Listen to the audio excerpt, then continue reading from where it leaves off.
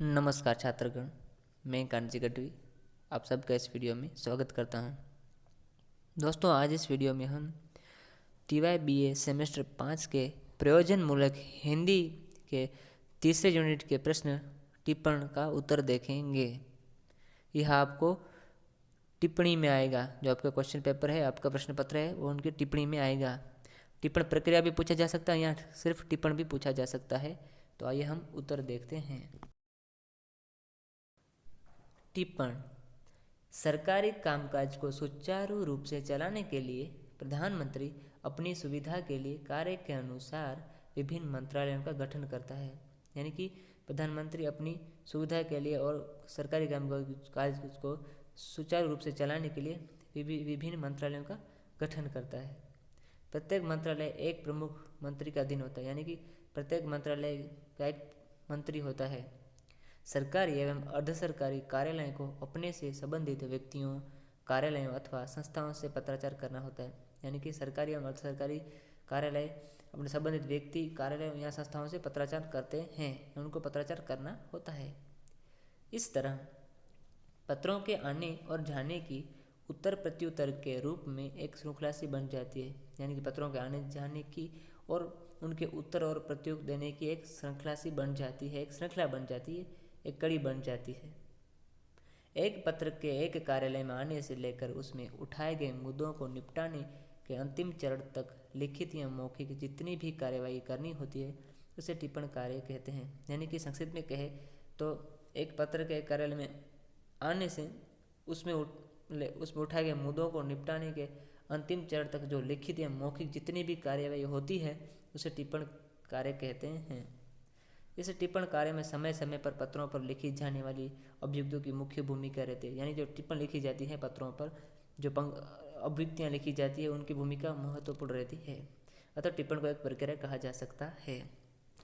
हमने आगे भी प्रश्न में देखा था टिप्पण प्रक्रिया कि पहले सहायक लेखी के पास पत्र आता है, वो उस पत्र को पढ़ता है। अगर उसको कोई सुझाव देना हो तो अपनी उस पत्र पर टिप्पणी लिखकर कार्यालय अधीक्षक को भेज देता है। अब कार्यालय अधीक्षक वो पत्र पढ़ेगा और जो सहायक लिपिक ने जो टिप्पण की होगी उसको भी पढ़ेगा।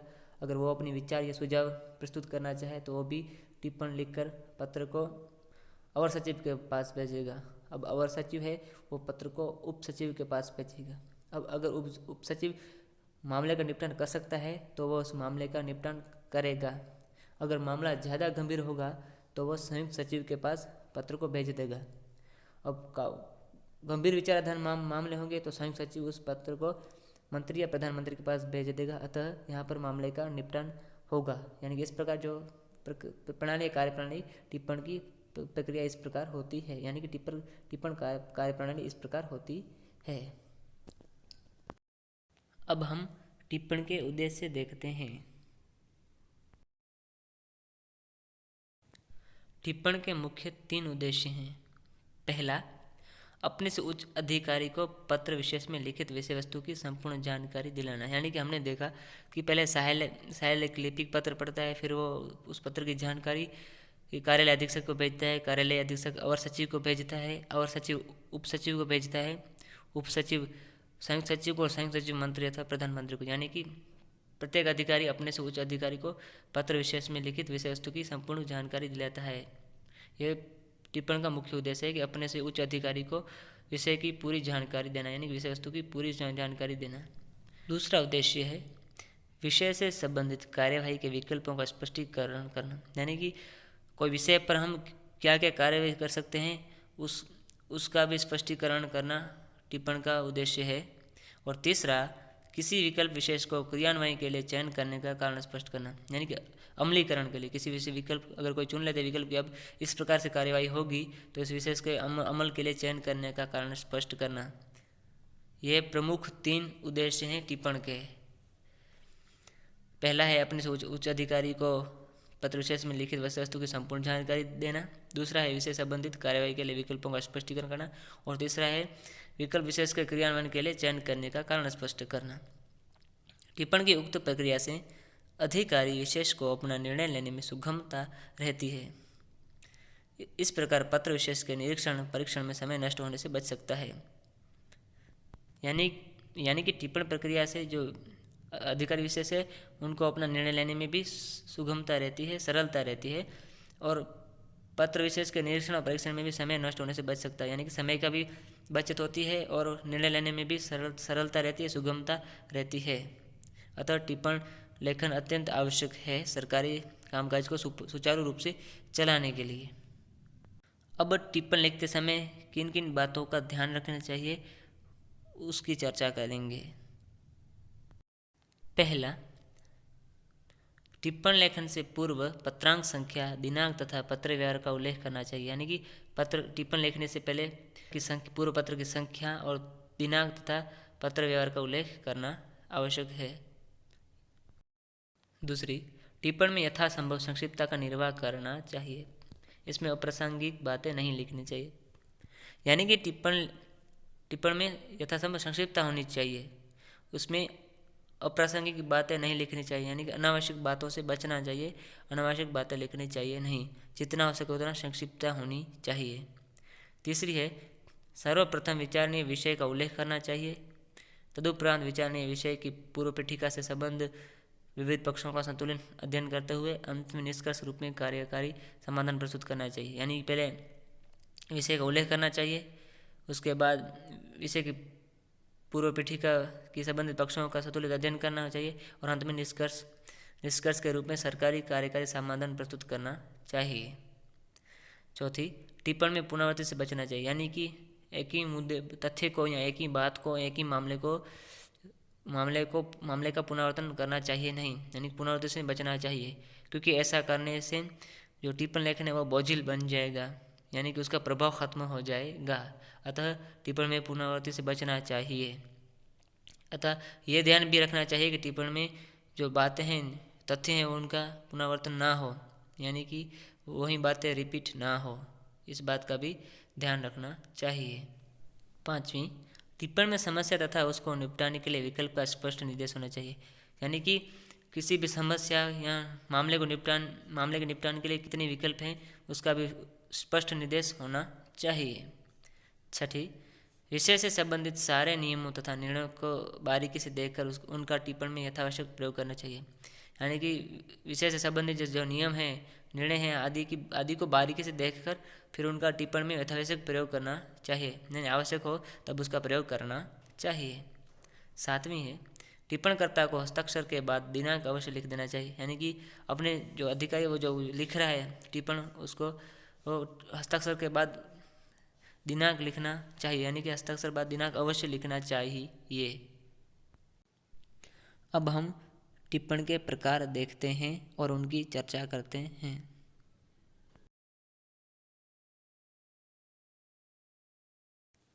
टिप्पण का पहला प्रकार है सूक्ष्म टिप्पण। कई पत्रों, प्रपत्रों आदि पर अनुभाग अधिकारी, शाखा अधिकारी आदि बाईं और हाशिए पर निर्देश देता है, यानी कि जो अनुभाग अधिकारी या शाखा अधिकारी होता है वो पत्र पर बाईं और हाशिए पर निर्देश देता है।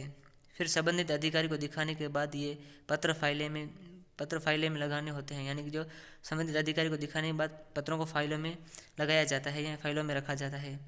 ऐसे पत्रों पर दिए गए निर्देश को सूक्ष्म टिप्पणी कहते हैं, यानी जो ये पहले जो अधिकारी शाखा अधिकारी द्वारा जो बाईं और हाशिए पर निर्देश दिया जाता है उसे सूक्ष्म टिप्पण भी कहा जाता है।